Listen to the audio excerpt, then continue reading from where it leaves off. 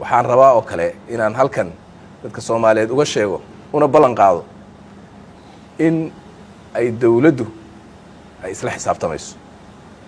mas'uuliyadda inay qaadayso wixii dhacay mas'uuliyaddeeda isla markaana lala xisaabtami doono cid kasta oo u xil saarayd arrintaas ama khidmadaas ama shaqadaas dalka inay u hayso lama aqbali karo wixii dhacay inuu mar dambe dhaco lama aqbali karo in qof shaqo loo diray gabay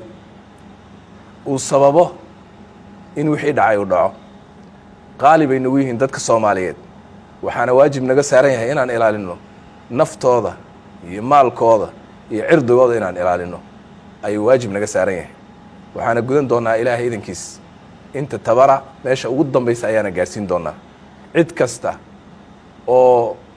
gudan weyda waajibkeeda cid kasta oo gaabis ka yimid cid kasta oo xad gudub ka yimid intaba wala xisaabtami doonaa waxaan rajaynayaa Ilaahay idinkiis inayna mar dambe nagu soo noqonin mar kale waan u tacsiyeenayaa dadka agoontoobay kuwa rajoobay iyo kuwa runtii